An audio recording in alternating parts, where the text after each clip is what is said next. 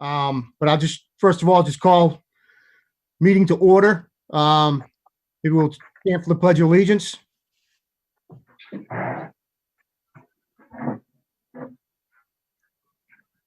I pledge allegiance to the flag of the United States of America, And to the republic which stands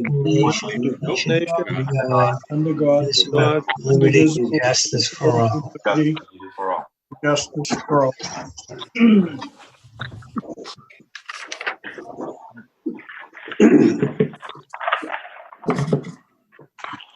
We can start with a roll call.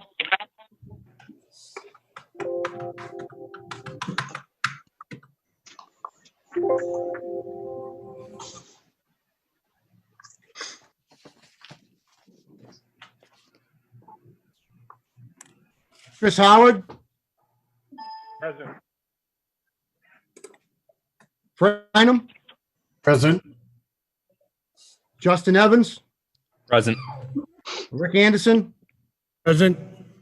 Chris George. Present. Matthew Dyer. Present. Laura Kemet. Present. Kenneth McCormick. Present. Bruce Young. Present. Okay, thank you. And non-voting committee participants would be Jeff Simonak, Present. George Farrow, Present. John Stanbrook, Present. Bob Hayes, Present. and joining us from Mars, Mac Reed, and Stephen Hemmon. Present. Guys, thank you for joining us today. Mr. Scriven, Yes, you missed me, Fred Small. I don't have you on the committee, Fred. I am the backup for Whitman. Alternate. Okay. Thanks, Fred. Margie. Margie.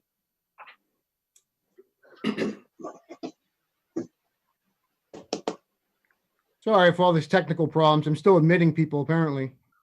Yeah, Chris, I'll take care of any admits. You just go right ahead and take care Okay. of business. All right, so first order of business is accepting the minutes from 4/15/2020. That's all right. We'll see. See how it goes. Do I have a motion to accept the minutes?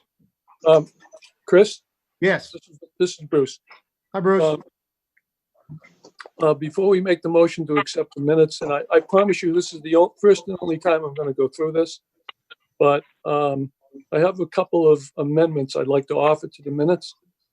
But before I do this, just bear with me for about 2 minutes. Bruce, point of order, Chris, Yes, Bob. you have to have a motion and a second and then go to discussion for Mr. Youngda. Thank you. All right, I'd like to make a motion to amend the minutes. Do I have a second? Chris Howard will second. Thanks, Chris. Okay, Bruce, go ahead. All right. Before I get into what my amendments are, I'd just like to make the following statement. I want to remind everybody that this is the third such regional district agreement committee that is met.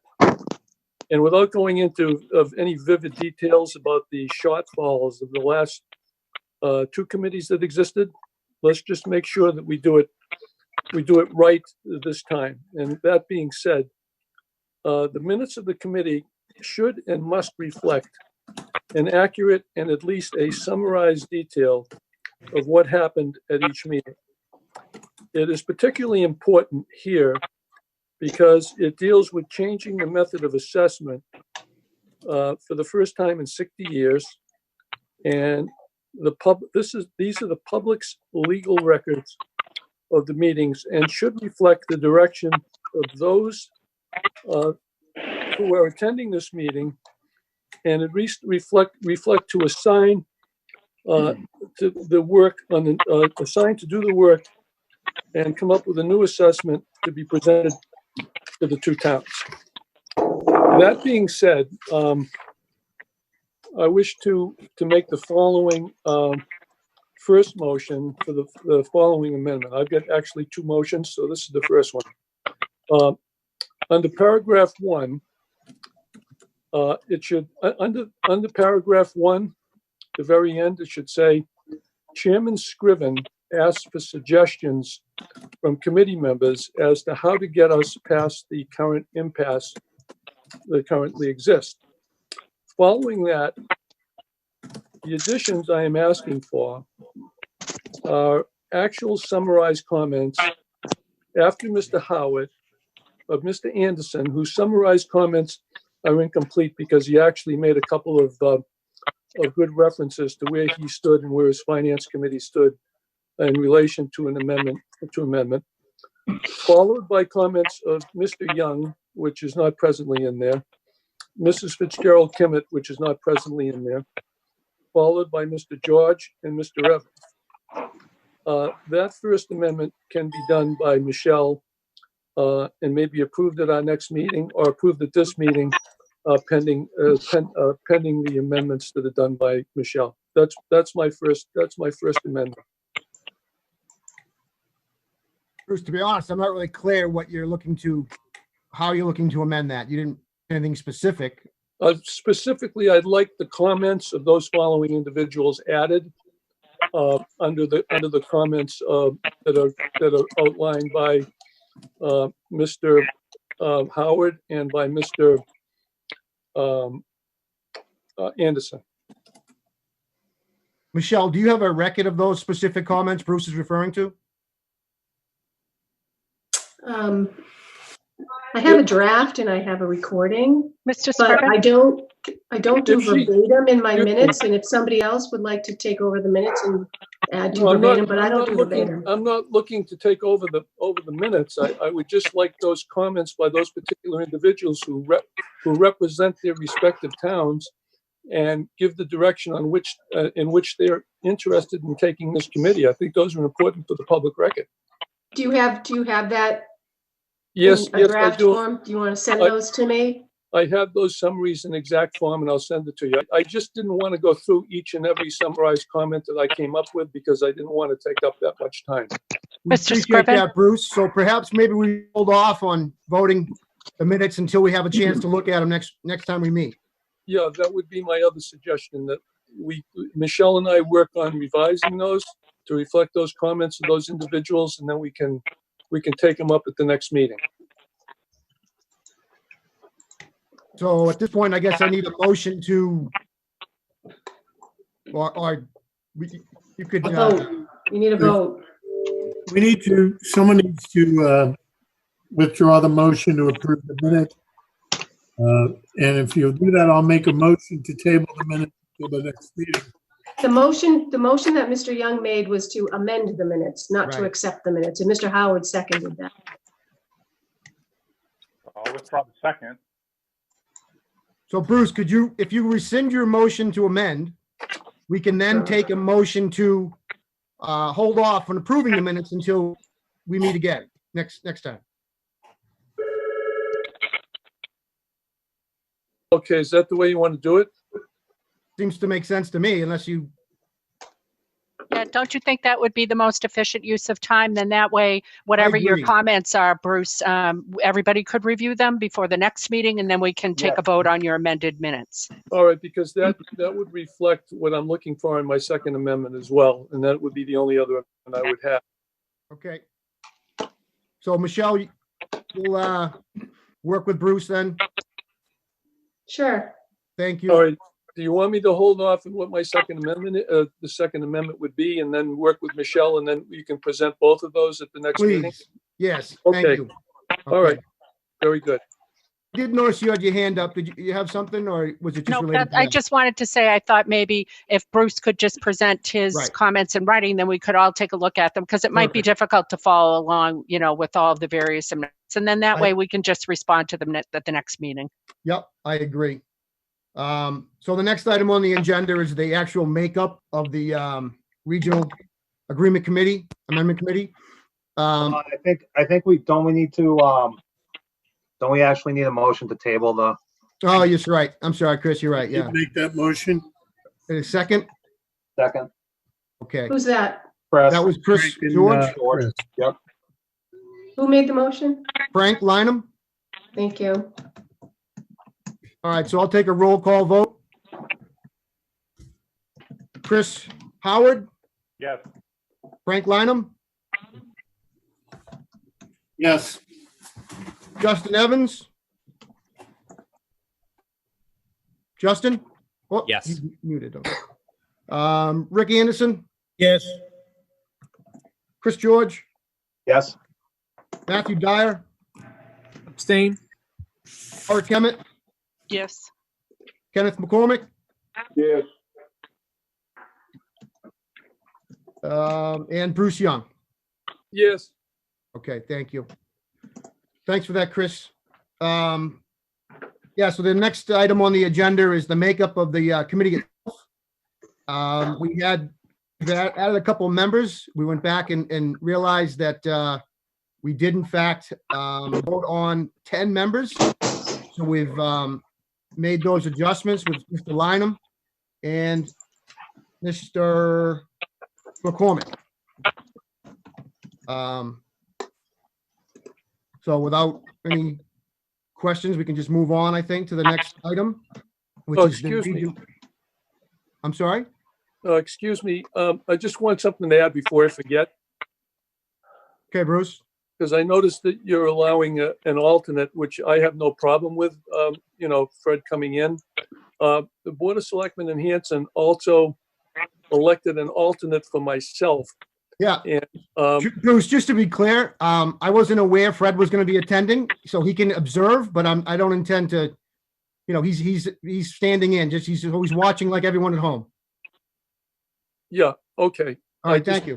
I just didn't want to shortchange her and not give her an opportunity to do the same thing.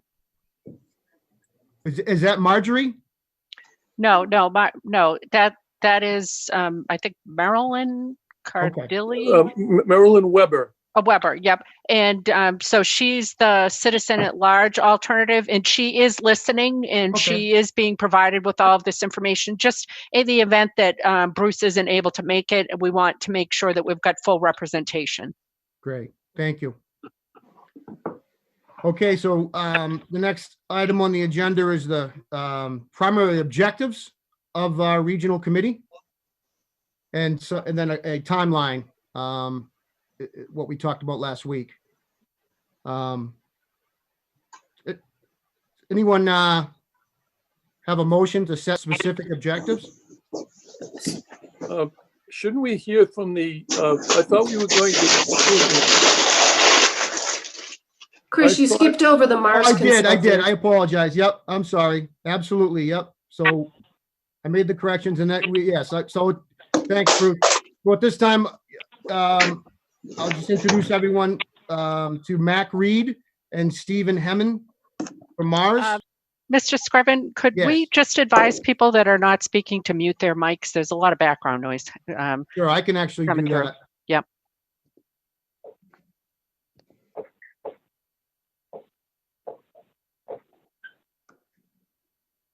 Okay.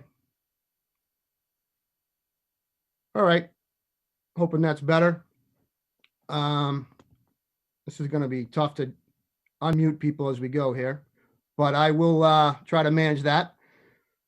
Yeah, hold on a second.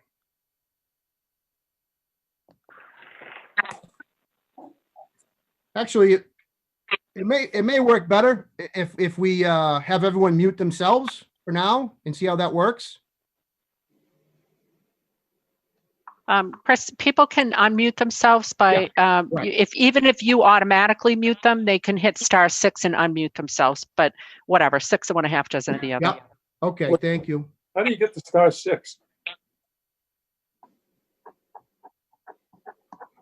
All right. So as I was saying, we have Mac Reed and Stephen Hemman from Mars joining us today to help us with some issues and questions we have for them. We had a lot of questions that were submitted and sent off to Mars to have them review them and address them prior to our meeting today. maybe if we could have both Mac and Steve just introduce themselves and speak to the questions that they received. We all have a copy, I believe, of the questions and the response from ours.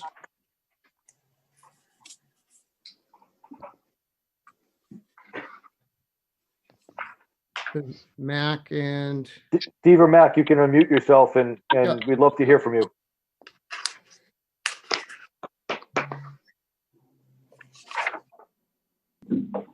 Go ahead, Matt. I'm trying to unmute you.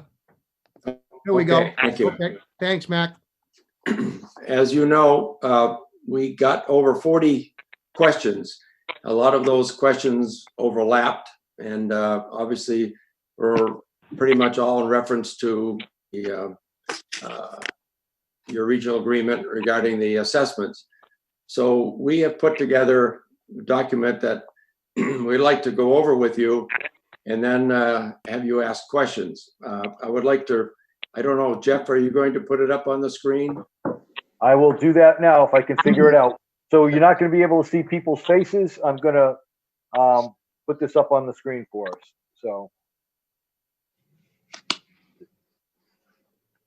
I would add, while they're doing that, there was like 30 some questions. We took and summarized a response, trying to answer all of those in a format to go over it. And once we finish going over it, then we'll be glad to ask any particular questions. We think by covering this, we've answered all the questions. If we went through question by question, it would take quite a long time, but we'll go back and answer any particular questions people might have. Mac's going to go through and read the responses. Then I would answer any questions after that. all right, why don't you guys start and I'll figure out how to get this up on the screen. Okay. We had a little preface there, as you all know. We went through this regional agreement a couple of years ago, and it was vetted with your town attorneys and the district attorney and the committee at the time, which Bob was the chair of. And so I think most of it is in pretty good shape, and obviously the questions evolve around your assessment. So we're kind of hoping that you will start with the agreement that we worked on. Oh, I'm sorry, I can't turn that off. That we worked on a couple of years ago, and just tackle the parts that need to be addressed. So anyway, there we go. So Mac, I would like to just make the statement that the agreement that was worked on for the last 2 years was approved by the Department of Education, and Mac indicated both that all the three attorneys from the town and the region went through and approved it. So the language has been approved, and it appears to come down to the question is the statutory method that's in the agreement. All the other parts are acceptable. And so that's what we suggest you start with that, because then you're going to take changes in what you have in that agreement that was worked on previously. So Mac, why don't you go ahead through okay. and You obviously can go back and work on any part of it that you feel necessary. Certainly be happy to do that with you. But all right, so Jeff, can you scroll up there a little bit or down a little bit? Yeah, however you want me to go. All right, so I'm going to start where it says following is our attempt to respond in an efficient way to the list of questions that we have. So a statutory method must be in every regional agreement. The regional agreement can have an agreement or an alternative method, which can only be used if every year the regional school committee votes to use it and both towns vote to use it. Otherwise, the assessments revert to the statutory method. So that's pretty clear in the law. An annual assessment can be decreased. There was a question about can an assessment be decreased? And it can be if a town's assessment is at least above the minimum level as that town's minimum local contribution. For a town's assessment to be only at the MLC is very rare. The total assessment can go down if enrollment goes down significantly. It can go down if there's an increase in Chapter 78. there's an increase in regional transportation, or a decrease should be in regional transportation aid and other income if that goes down, or there's a change in the foundation budget. But the assessment cannot go below the minimum local contribution. So Chapter 78 is calculated by DESE with information from the Department of Revenue. We have a little bit more about that later. Hold harmless means that Chapter 70 monies coming to a district from the previous year are not decreased. Only minimum aid is provided to the district. Chapter 70 monies come directly to a regional school district and not through the town. An agreement or an alternative method of calculating assessments is rarely used in this state. So using either of these methods does not affect the actual bottom line budget. Someone asked if using one system or the other would affect the actual budget, and the answer is no. The budget would remain the same as what was determined by the regional school committee. It's just the way it might be assessed in a different way. So implementation of an amended regional agreement can occur only after it is passed by the regional school committee, is voted in the affirmative by both member towns, and is signed off by the commissioner of DESE. A subsequent new law, which might affect language in a regional agreement, does not negate the entire regional agreement. The regional school committee should propose an amendment if this happens, and a law can override a regional agreement. They certainly would not override a whole regional agreement, but a specific part of it. For example, this having a statutory method. A regional school budget must be approved by 2/3 of the member towns, both towns in the case of a two-town region like Whitman-Hanson, or it is considered failed. The regional school committee then decides to take the budget or assessments back to the towns for a second vote, or lowers that budget and assessments and asks for another vote. If there is no approved budget by July 1st, the commissioner of DESE will normally set a 1/12th budget based on the previous year's budget and assessment, and the proposed new budget, and hope that the towns can work out an acceptable budget assessment.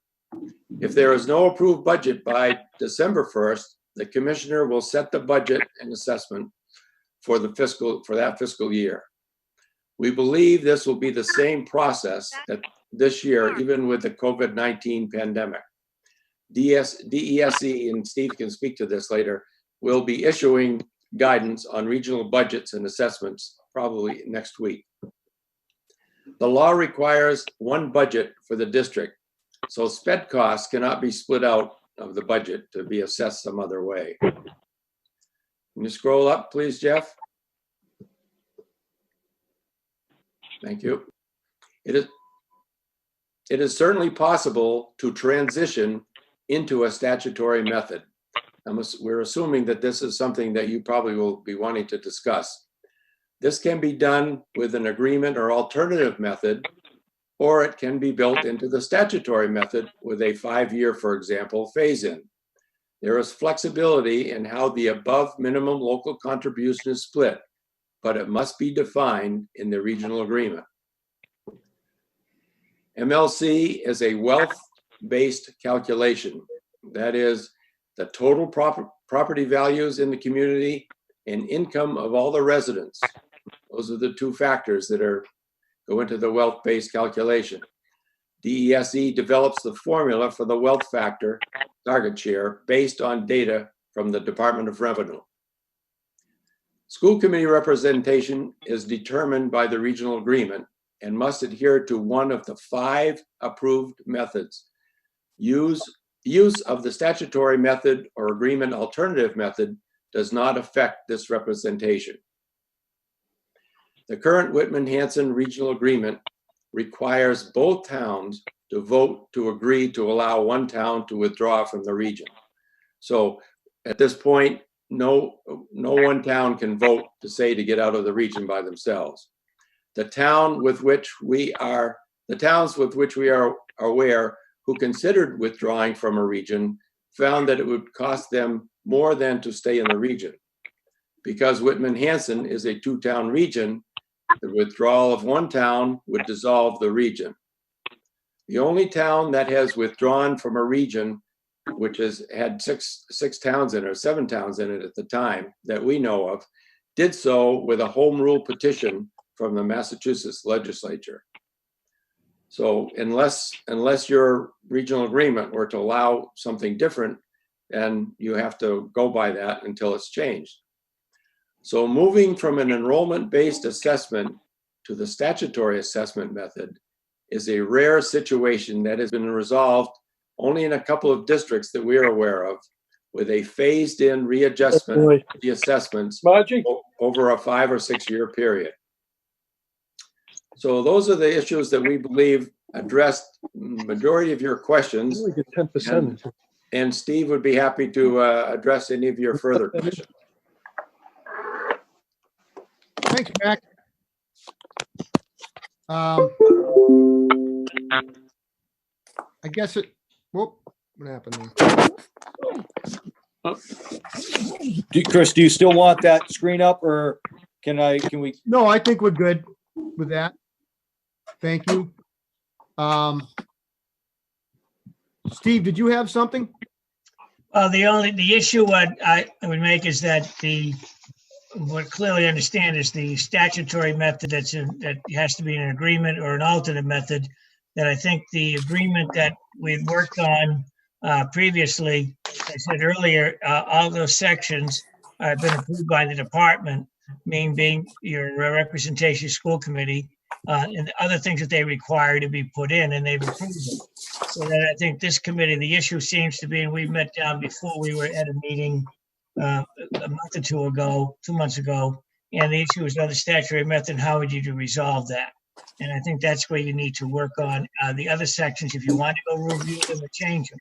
And what would happen is you would then, if you were going to came to an agreement on this method or a phase-in method, however you want to go, it would be put in the agreement. Then that would have to go into the department for them to review that, just to make sure that section's agreeable, and also sent to your town councils. And then selectmen get involved and the town get involved, and you have to get them voted at each town, and then the commission would approve it. You wouldn't take it to the towns unless it's been approved by the Department of Education, indicating that if the towns voted it, then the commission would sign off on the agreement. So it would be a preliminary approval to submit it to the towns then, right? Yes. Yeah, you get preliminary approval before you submit to the towns, yes, but you take it, you go to the selectmen, you can have public meetings, but you wouldn't take it to the town meeting for a vote until the department said, yes, we'll accept. If they vote it, we'll sign off on it. And the requirement is that all amendments to regional agreements have to be approved by the commissioner. That's in regulations. Thank you. Okay, so at this time, I guess I'll take questions from the members of the committee for our R.A.A.C representatives. And I think I saw Bruce's hand up first. Yes, Justin, thanks, I have you next. Yes, thank you, Chris. First of all, you mentioned that it requires a 2/3 vote. I'm assuming you also mean that it also requires a 2/3 vote to approve the assessment as under Chapter 7116B as well, correct? There are 2/3 votes required to certify the budget and the assessments. So let me ask you, my next question is this. In order for the school, let me just add, whatever the law says, that you would put in the agreement following the laws, correct? right, so let me just take it one step further. For a school committee to decide whether they're going to use the statutory method or the alternative method, if the alternative method is in the regional school agreement, does that require a majority vote or a 2/3 vote? Well, we talked about this before. The issue is that the statutory method is the default method. So it's automatically, you would be doing the statutory. If you were going to use an alternate method, then the alternate method has to be voted, saying we are now going to use the alternate method. And when it goes to the towns, that they now know that an alternate method is being used. You don't have to vote to necessarily use a statute. That's the default method. You would have to vote to use a alternate method. So let me ask you this then. Under what circumstances would the school committee vote to define which method is going to be used in the assessment? I don't know, but you're just saying is that that's the default method. That's what they'd have to use. And they'd have to vote to not use that an alternate method and vote that to send to the towns. And realizing when that happens, that both towns have to agree to use that. If one town says, we don't want to use the alternate method, then it automatically defaults back to the statutory. Okay, so if that's true, if the chapter 7116 says that the school committee shall use the method as prescribed in the regional school agreement, which it does that mean that the school committee automatically uses the agreement method? And then if it gets to the towns and both towns don't want to do it, then the school committee then uses the uses the statutory method? You're saying the agreement method being an alternate agreement method, not the statutory method, an alternate method. My question was, if chapter 16 said, which it states that the school committee shall use the method in the regional school agreement to determine the assessment, okay, does that mean the school committee can take a vote to negate that position and go with the statutory method? Or does that mean that the school committee is bound to use the agreement method until it gets to the two towns? And if the two towns do not agree to it, then it comes back to the school committee and they use the statutory method? Well, the first part of it is that the statutory method is the one that is the default method, and it has to be an agreement. So we work to be approved. Then the second piece is if you have an alternate method in the agreement, then they have to notify the towns and vote to say, we're going to use an alternate method, and they have to provide that information to them. And if one town votes no, then it's going to be statutory method if they wanted to use an alternate method. I'd like to try to answer that question too, more specifically. Thanks, go ahead. The school committee can vote at the beginning of which of those assessments methods they want to use. So to answer your question, the school committee could say, yes, we want to use the alternative method, or no, we want to use the statutory method. So they would do that prior to it being sent to the town. And does that require a majority vote or a 2/3 vote? Well, the budget requires a 2/3 vote. And so does that require a 2/3 vote too? It would seem that it should. Well, I'll have to be honest with you. I'm really not sure about that. We'll look that up. But I mean, I wouldn't want to commit to that one. We know that the that's budget has to be, hold on, let me finish, Bruce. That the 2/3 has to be for the budget by law, and so does in the assessment, and it needs to be a 2/3 as well. Right.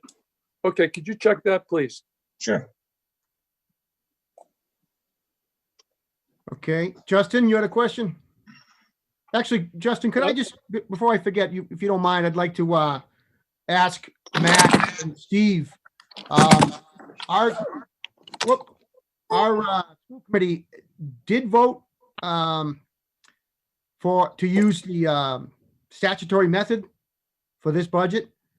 And Michelle, could you remind me what the vote total for that was? Vote count?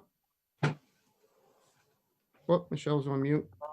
The only, before I get back to that one, the question I have is, in your agreement, even in the 91 agreement, the 91 was per pupil, and that doesn't, because that's prior to ed reform. So you really don't have an alternate method. That's why you asked us to come in and update your regional agreement so that you could have a statutory method, and if you want an alternate method, you could. So well, that's the question is, where's the alternate method coming from? It's in the agreement. What agreement? The agreement that's in effect right now. No, it's not. What's in there now is just per pupil, period. It doesn't say it's an alternate, it says per pupil. I'm not following you. It says in Jeff, maybe you can help, and Mac, and if I understand, if I remember correctly, it is based on a per pupil basis. You come up with your total cost, and whatever the percentage of students from each one you charge. And it does not take into account the wealth method, which has to be used now, which is the statutory method. Yeah, that's the agreement method. That's what's in our current regional school agreement. What regional school, what current agreement? That's The the one that's in- 91 one, Steve, that we do not have an amended agreement. We have a 91 agreement still. But does it say statutory method in it? It No. does not, because it's out of compliance. Right. That's my point is you in the agreement, in any agreement, you don't have an agreement that's talked about statutory or an alternative method. But we will ask the question about if you have an agreement that has a statutory and alternate, what's the vote? Is that a majority or 2/3? We can ask that. Mr. Bruce, you want Chairman? to follow up one more time before we move on? Yes, I do. What he said, and forgive me, I have great respect for the man that's talking right now. He has a lot of experience. But we were basically told by Christine Lynch from the DESE that either method is legal to be in the agreement, whether it's the agreement method or the statutory method. I've watched that meeting 3 times, and she never said that you had to have both methods appear in your regional school agreement.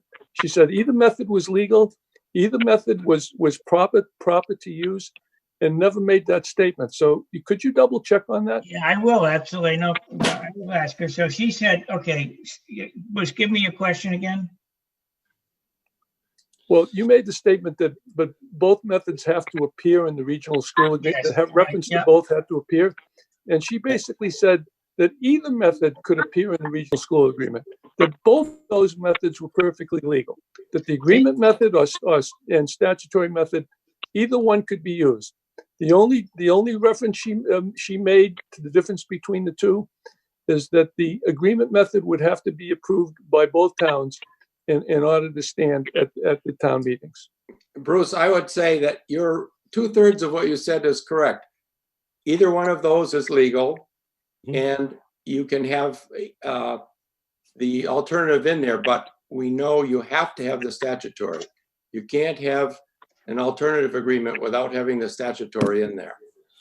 And they got to be in the agreement because you got to figure out what's the alternative method, how's it being calculated. But we'll call and talk to Chris, okay? Can we please. move on? Thank you. Please. Justin? Thank you. Thank you. I just actually have a question for Steve. So the last time you met with us, I know I was there, Ms. Kemet, a few other members of this committee. You calculated the Chapter 70 aid by town. By the formula was roughly foundation budget, or I think exactly foundation budget less the minimum required contribution. Ended up being the Chapter 70 aid by town, and we know that because that same Chapter 70 aid goes, at least for Whitman, that worksheet right there.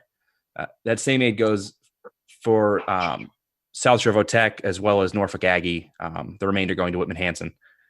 I just wanted to see that this was still true. It was a little confusing based on the statement you put up earlier.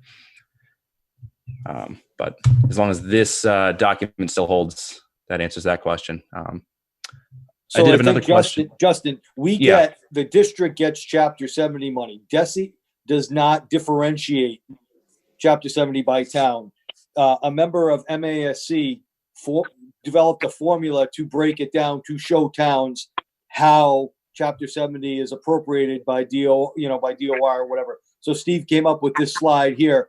But the bottom line is DESE does not differentiate by community. So when we get the check, we get the lump sum, and it doesn't say Whitman's portion or Hanson's portion.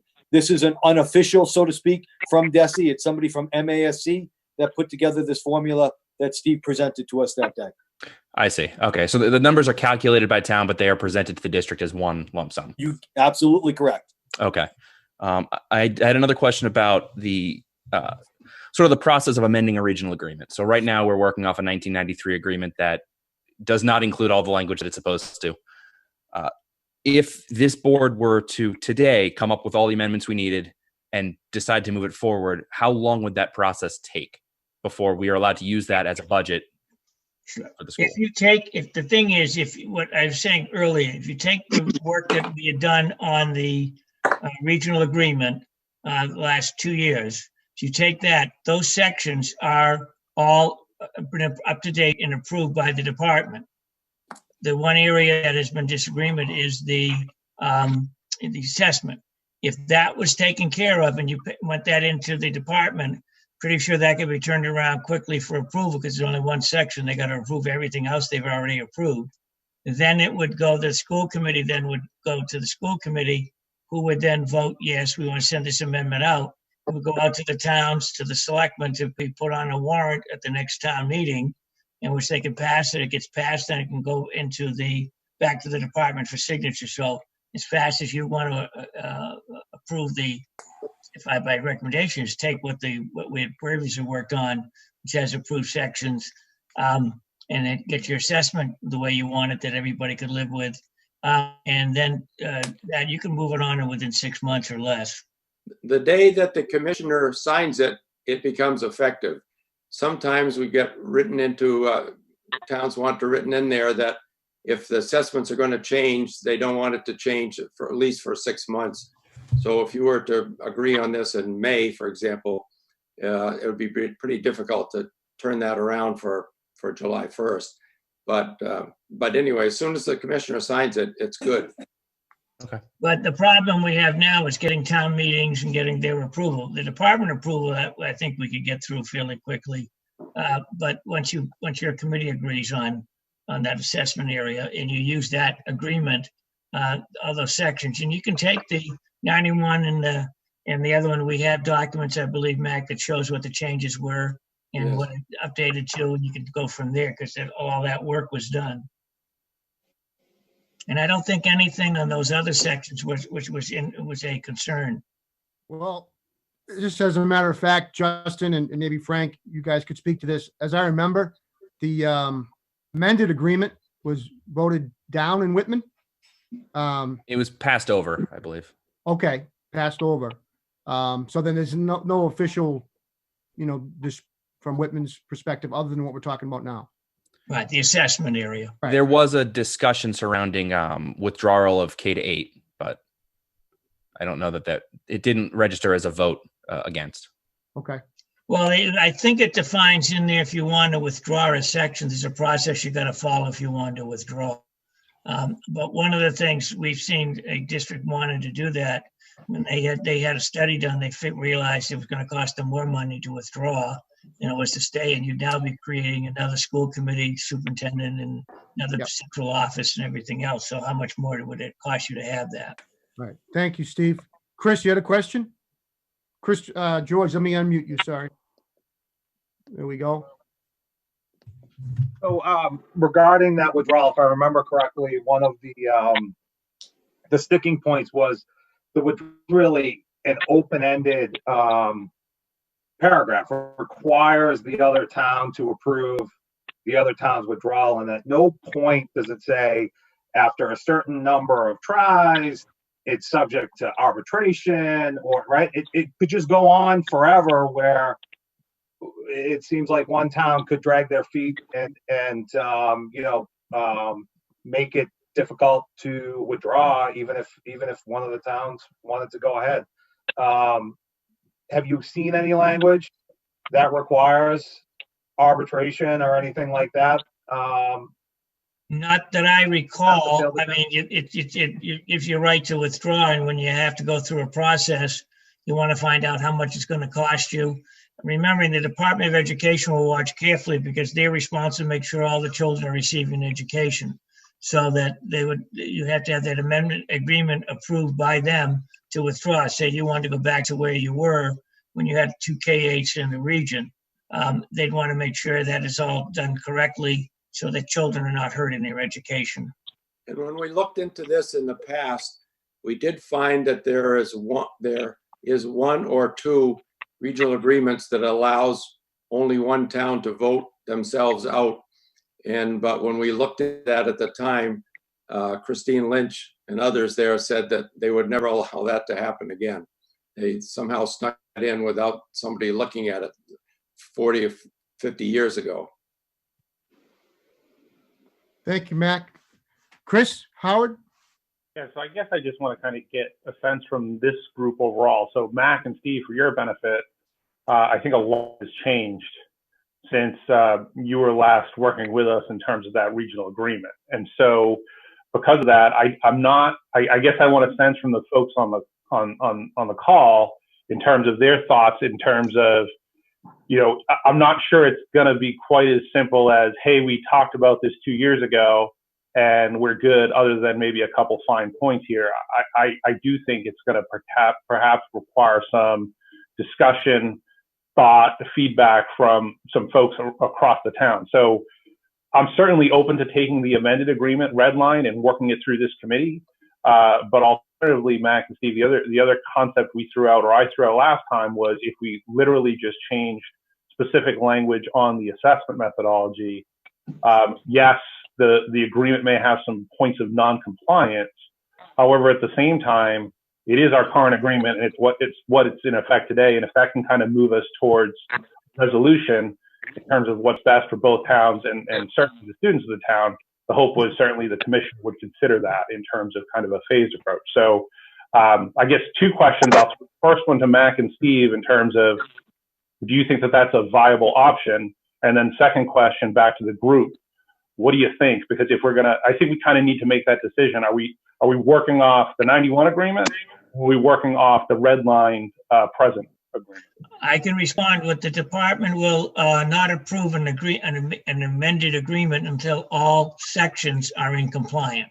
You're not going to approve an agreement that has sections that are not in compliant or fully explanation. There's a document that they provide, which we gladly send to you, of all sections that what must be in a regional agreement and defined. Doesn't necessarily how it's defined, but it has to be in there in acceptable language that you do. So if you took the 91 in and only wanted to change 2 or 3 places and it's not completely compliant, they're not going to approve it. They don't approve just sections of it. The whole agreement has to be in compliance for them to agree to the amendments. Is that clear, I hope? Yeah, I guess I'm just logically trying to get to the point of that's still the agreement we have in place today. So technically it's still non-compliant, whether they've approved it or not, because that's what we have. Right, you got it approved prior to 91, and then a major 93 comes the Ed Reform Act, and then further actions and laws have come that make it so it's not in compliant on all aspects. And you're talking what, 30 years ago, 40 years ago? I mean, there's things have changed, and so that's why we worked on the other one to make sure it was in compliant. And again, you can go back to those sections. And there's something you want to change, so you just brought up about withdrawal, whatever, you can adjust that. But your major things, you've got a section so that it would not be a major issue with them on all things going through section by section. They know what they've approved. Chris, Rick had a question. Oh, okay. Hold on, Rick. Let me unmute you. There you go. Good, Rick. Thank you. Thank you, Mr. Chairman. So yes, back to Mr. Howard's statement, I do concur with him that a lot has changed. And to Mac and Steve, for the question that I submitted to you in advance of the meeting, there was some significant backup data. And I just would like to ask if you had an opportunity to look at that data and if you could give an assessment of what you feel is, a summary perhaps of what the member town contributions have been and how in fairness do you think that those are? No, we don't have that. That wasn't part of what we would know. You want to go back and see what the assessments were? Is that what you were talking about? That is correct. That is the information that I provided in advance of this meeting for you to consider. Yeah, well, I did not look that closely at it. We were concerned just what the agreement was and answering the general question. That's a whole nother situation to take a look at if you wanted to do that. Sure. Well, yes, I do believe that's a really important aspect of this entire discussion because, we're looking for, an equity issue here when we're looking to renegotiate the terms of our regional agreement. So again, I for one appreciate the work that you do and the fact that you're here to help us negotiate or just wade through these waters. But again, I don't think an effective discussion could happen unless somebody in your position can evaluate the data that speaks to each member's town's commitments to education for the past 6 years. Oh, The only, if I could jump in, I'm not saying that isn't relevant, Rick, but I mean, why just stop at the last 6 years? Why not go Exactly. back further? You know, that I would don't be have my a, question. I certainly don't have a problem going back further. I think just for simplicity, if we're looking to move forward, and this has been brought up on more than one occasion, that we're looking to possibly evaluate a phased approach to implement the statutory method, I think that we should be looking at an overall commitment from both towns in the number of years forward and back. That's simply my point, Mr. Chairman. Chris, Ms. Kemet has a question for us. Oh, I can't see her. Sorry. Go ahead, Laura. Yeah, I'm sorry. My video cut out at the same time I was muted, so I was completely cut out And of it. Mr. Young has a question too. Cut out of saying anything. I understand what Mr. Anderson is saying, but I would echo what Mr. Scriven is saying. 6 years seems rather arbitrary. Why not go back to the beginning? Because I think what you'd find is an ebb and a flow, and probably at the end of the day, but I lack the empirical data to definitively state this. I think what you'd find is in the balance, there probably was more recently harm to Whitman, but overall probably harm to each town on an ebb and a flow basis. But having said that, I think it seems like a really good place to start to chart our path forward here is to agree that the things that we need to work on are the exit strategy and then the assessment methodology. Because if we can agree on those two things, and that we think in principle that the rest of the agreement is okay, I think most of us came here knowing we were going to talk about statutory. But I liked Mr.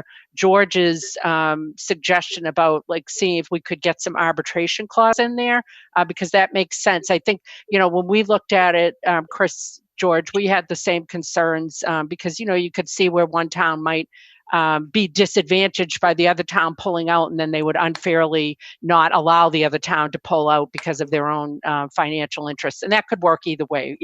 Either town could have that concern. Just a question though for the two gentlemen from Mars.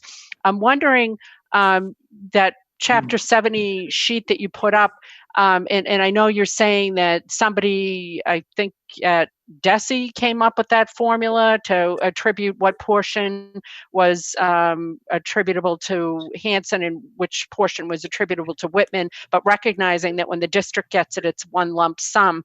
And I'm just wondering, what degree of confidence do we have in those numbers? Because I think at the heart of what Whitman, is discuss. Well, really, what we're all discussing is, in part that chapter, in no small part, maybe in almost entirety, is that Chapter 70 money. And then I know, and then just one last question, because I had a lot of these questions, but I couldn't seem to get in on the convo. I think Steve had indicated that you could not attribute special education costs to any one town, but yet we know that there have been towns in regional districts who have pre-funded, if you will, into a separate account, special education costs. Now, it may not have been through the regional agreement. It may have been outside of that actual agreement through a special assessment, or I don't know what the mechanics are, but several of us are aware of towns that have done that. And so I just want to make sure that you're saying that you're not familiar with anything like that, or that we've never seen anybody do that. I can comment on what you're talking about. The law allows the towns and regions as well to set up a special education reserve account. I'm not thinking of the correct name. They can set that up and put money in, and then it can be used. The question we got is, can you separate out of a budget the special education costs and assess differently? Our work department is that's part of your operational budget. It would be part of the budget, and you wouldn't separate that out necessarily to do that. But what can happen is that what you're talking about is they set up a account, I'm losing the name, special education account, and then money's put in. So then all of a sudden 1 year, if you got hit with a 200,000, you've got money in reserve to pay for that. that's different than, and the region could set that up as well as the towns. There's a lot of control over that account, how it can be used. But we're talking two different things. One is the stabilization. Thank you. It's a stabilization account. You can set up a special ed stabilization account, and just like the building stabilization account, to hold the money to use in future years, as opposed to the question we got was, can you separate it out of the budget and then assess differently? And our understanding and dealing, and maybe Mac has done more with the department, said no, they usually wouldn't agree to that. Okay. Yeah, thank you. That's helpful. And I don't know who submitted the question, but maybe it just wasn't like worded precisely to describe what we just discussed. I think that that's the concept that's been thrown about is, and I think in the end, it eventually gets you to the same place, which is that, for instance, in this case, we know Whitman's special education costs are far larger than Hanson's are. And so if in the interest of equity, as Mr. Anderson and others have alluded to, if we're looking at Chapter 70 money, then, one of the things that has been tossed around in conversations has been, well, then maybe we look at the special education, and maybe if, we look at all of that and in aggregate, and we look at that mechanism for putting that special education money into that special account, if you will, pre-funding it, that may be a way of reaching some type of an agreement, a little bit more equity. So thanks, I appreciate that for the answer. Thank you, Laura. Bruce, you had a question? Let me just unmute you. Can you hear me now? You're all set, Bruce.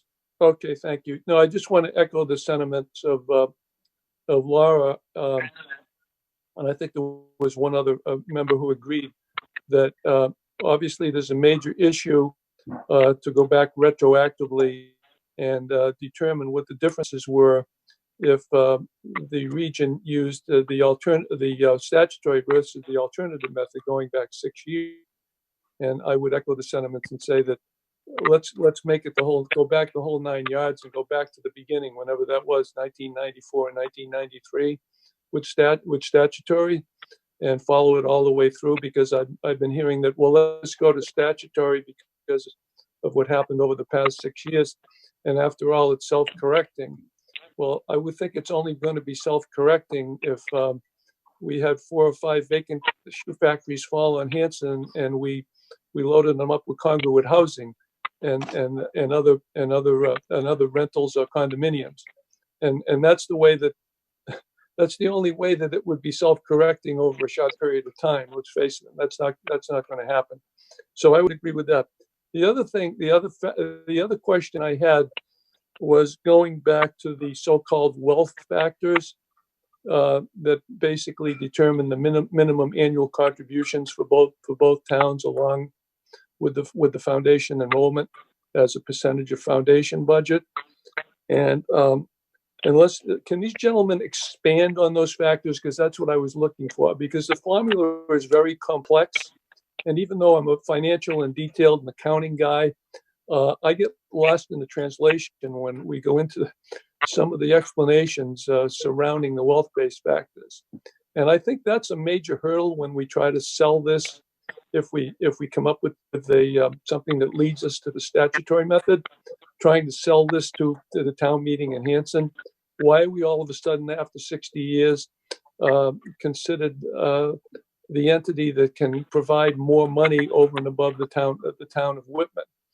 So I wonder if you can expand on what those wealth-based factors are, other than just simple terms like income and assessments. For example, a commercial, industrial, and personal property also in there, because I looked up those factors, and Whitman has probably $80 million more in assessed valuation in that factor, and is local cherry sheets receipts to both towns also considered a factor, because Whitman gets more than twice as much local cherry sheet money to support their own departments as Hanson. So okay, thanks, like Bruce.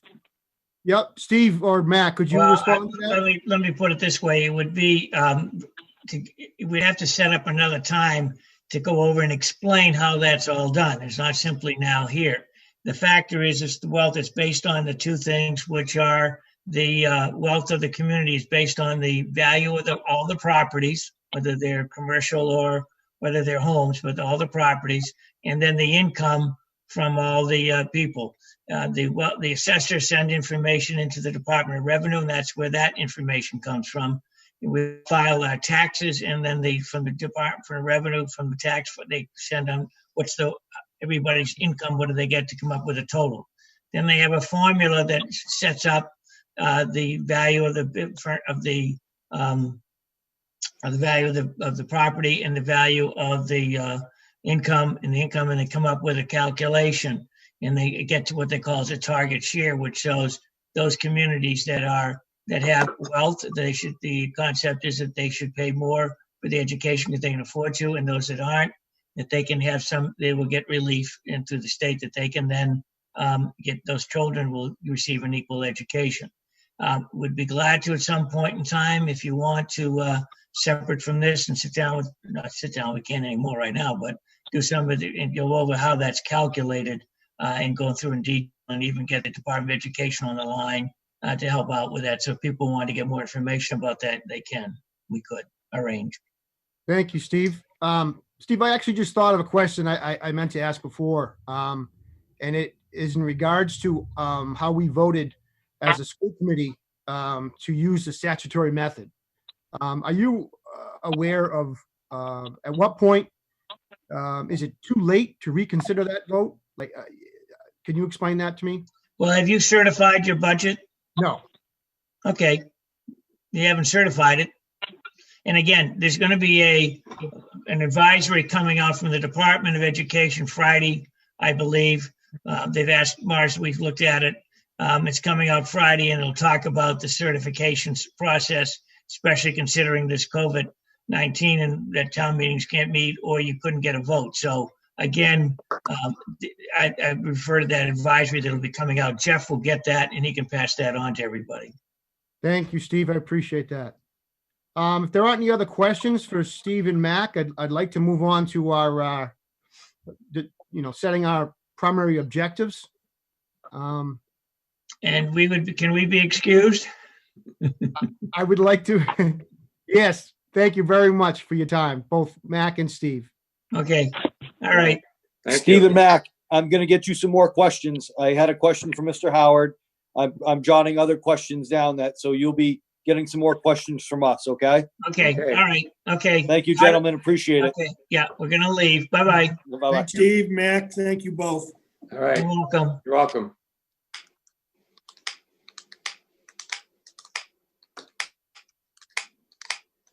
Okay. All righty. Yeah, as I was saying, I'd like to move on and establish our primary objectives. Would anyone like to make a motion to establish specific objectives? I see Bruce. Go ahead, Bruce. Whoop. I'm not making a motion, but I'd make a suggestion. I'd make a suggestion based on all. Did I lose you, Bruce? It's plugged in. Oh. Am I the only one that can't see Bruce anymore? Can't hear him? No, I can't hear him. There he is. Okay. There he is. I would make a suggestion that based on all the information that I just heard, some of which I haven't heard before, and basically that I believe myself and probably other people included have some suggestions and proposals they'd like to put together for this committee to consider moving forward. I think we should take at least a week to do that, consider what's just been said by Mars, and then come back and have the various committee members who would like to make certain proposals on how they think we should proceed and what methods of changing the assessment that we've had for 60 years. We could present those at the next meeting and then come up with a motion on how to move forward and what the majority of how the majority of the committee thinks we should move forward. Thanks, Bruce. Justin, you had a question or comment? Oh, sorry, Justin, 1 second. He's muted. Yeah, I'm Got looking. it. No. Thank you. Yep. I just want to say to Bruce's point, we have about 8 weeks to solve this year's budget, get a budget assessed by the school committee, and pass it through both towns, or we're going to 1/12 that statutory method.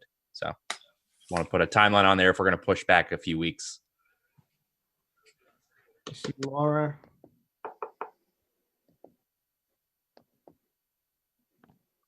Go Hi. ahead. Yeah, thanks. Sorry. So totally agree, Justin, that we do have a bit of a gun to our head. I think realistically, though, we can, at least I can see, and I do tend to be a half glass full kind of gal, but you know, times are tough, and you know, it's unprecedented, as we've heard people say a million times. I'm honestly thinking that, given everything that's going on, we may end up going to the 1/12, but I'm not saying we shouldn't kill ourselves to still try to get to that finish line anyway. Just, you know, being realistic about where we may end up, despite our best efforts. Thank you, Laura. I saw Rick had a. Sorry, Rick, I'm still trying to unmute you. It's not working. Jeff, can you unmute Rick, please? Yeah, I'm working on it right now. Yep. I don't know why. I'm gonna just unmute everybody, and then you can mute yourself. So, Rick, you're unmuted. Okay, thank you very much. Yes, Mr. Chairman, I would just like to say that the Town of Whitman Finance Committee has been diligently working on Article 2, and we have a place setter within Article 2 of our warrant. And currently, the figure is at $15,156,235, and which is about 36% above the required minimum contribution. And I think it's time for the school committee to move forward and set a budget, and hopefully Hanson is prepared to put their numbers together, and hopefully their number comes in at 30% above the required minimum contribution, and we can move past this and move on to what's in the best interest of the students and educators of the regional district. Thank you, Mr. Chairman. Thanks, Rick. Chris Howard? He's muted. Yeah, Yep. I'm working on that, but thank you. I'm I can't get sorry. him. Good. He's there. Okay, So thanks. before Mr. Hayes jumps in, scope of this committee is the regional agreement, right? So to the extent we can develop something that impasse through the agreement, fantastic. Budget discussion we have tonight, which as part of normal school committee. I think to Bruce's earlier point, if we want to look at what we can do and come up with, I think that's a fine idea. I would just request that Jeff or Michelle or whoever it is, we do have a number of folks as part of this R.A.A.C group that were not part of previous conversations. So it would probably be helpful to give them a copy of if we don't already have it. If we have it, great. But just of the agreement with the red line changes, so everyone can kind of look at that and then think about how to proceed. You know, I'll save my piece on the budget for tonight. Thank you, Chris. Anybody else have anything? Justin, Laura? See you down there? Yep. Yep, I agree with Mr. Howard. We're not discussing the budget tonight. I mean, they are linked. It's difficult, Rick, because I get where you're coming from. It's like, you know, they're linked. There's no way to completely, it's like Siamese twins almost. We can't completely, separate them. But for the purposes of open meeting law and what we posted and all that stuff, I think we've got to try to stick in this conversation with the agreement method, with the agreement period, and then hopefully at the school committee meeting, and maybe have Frank call John and have some conversations to further along the budget conversation.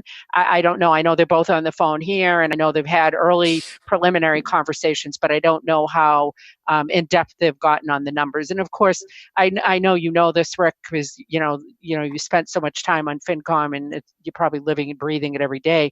There's so many uncertainties right now that it's beyond the pale. Thank you, Laura. Justin, did you have something to say? I think you're open. No, I was just trying to see if we could solve this muting issue. Nope. Okay. in the too. background. I'm trying to. Thanks.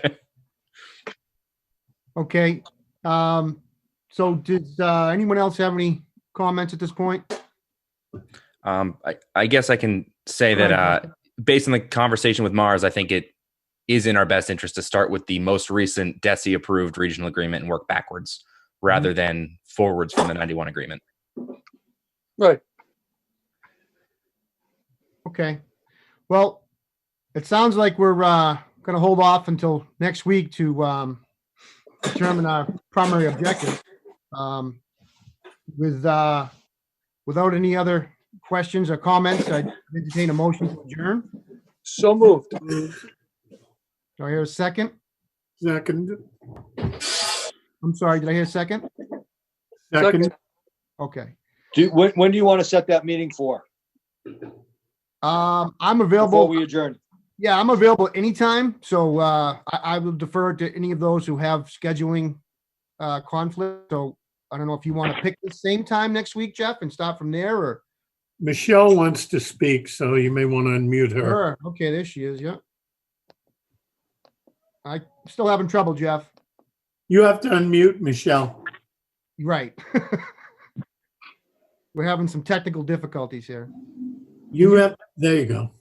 No, I didn't do that. Jeff did. Go ahead. So I'm sorry, I didn't get who motioned and seconded because I can't tell whose voice it is.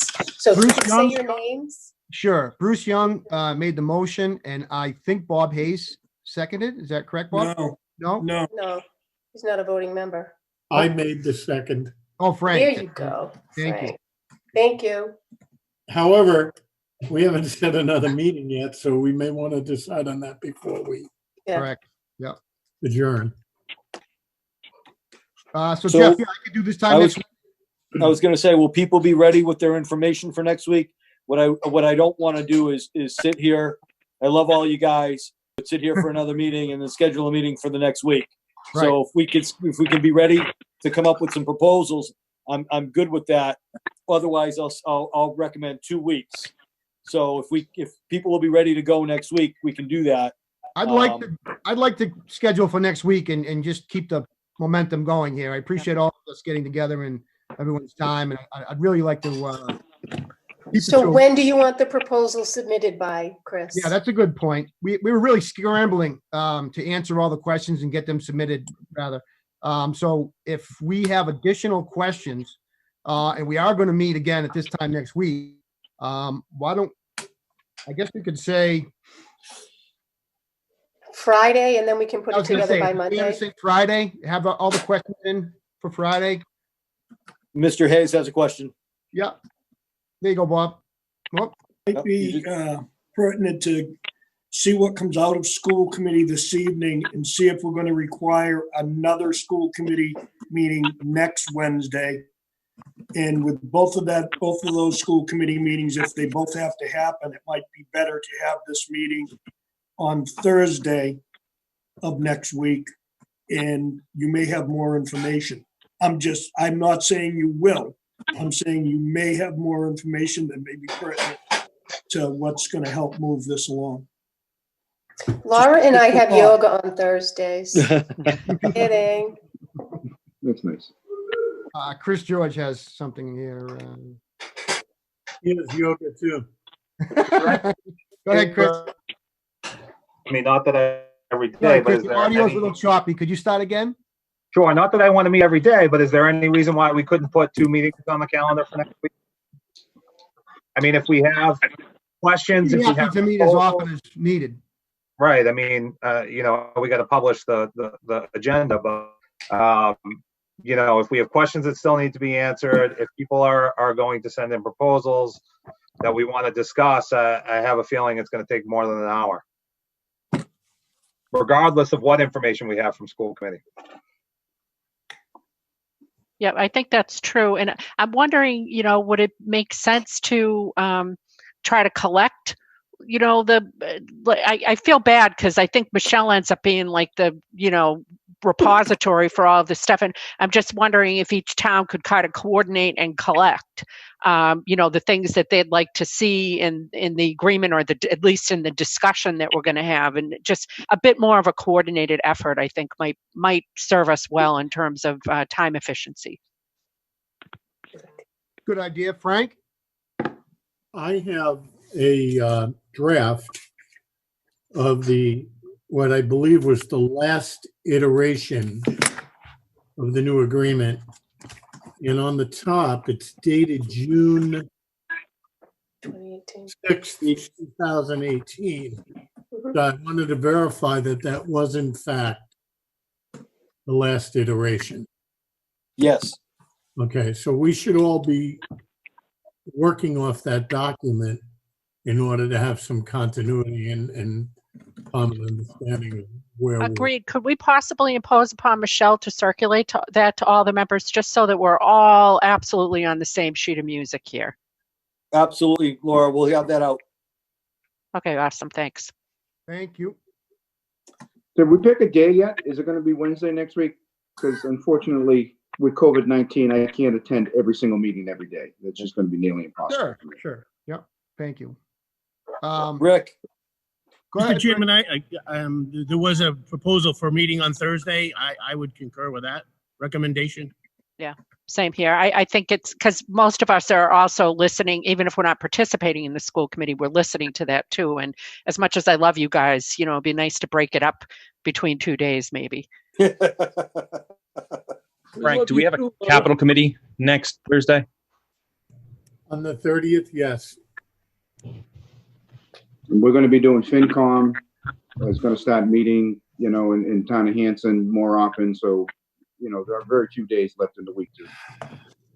Unfortunately, I'm not saying that I'm not off. Yep.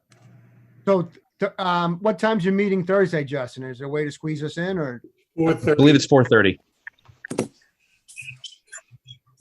Could we do something later in the evening, or anyone object to that? Later's okay. Later's all right with me. Okay. What time would you suggest, Justin, considering you have the conflict? Oh, that's a long meeting. Something after 6. Okay. I think you're being overly optimistic. Even that's optimistic, yeah. 7. 7, okay? Yep. All right. Why don't we shoot for 7 next week then, the Thursday? 7 o'clock Thursday. That's fine. All right. Okay. With that, then I guess I'd take a roll call vote to adjourn. I'll make a motion, Mr. Chairman, to Yeah, adjourn. I think we have a motion already. Thank you. Trying to get my roll call here. So I can start with Chris Howard. Are you unmuted? Yes, Chris? he's there. Okay. Useless. Justin Evans, Yes. Bruce Young, Yes. Frank Lyman, To quote a longtime former executive selectman, missed that. Was that an affirmative? It was. Frank, you're showing your age. Laura? Yes. Okay. Chris George, Yes. Rick Anderson, Yes. I'm sorry, Mac? Yes. Okay. Gentleman from the Hanson FinCom, I'm sorry, I don't have your name. Ken McCormick. Ken? Okay, thank you. I believe that's everybody at this point. 1, 2, 3. And yourself. Yes. Yes. Uh-huh. Nice, Chris. Okay, thank you all for your time. Thank Very you. much appreciated. We'll see you next week. Take Good care. night. Stay safe. Bye, everyone.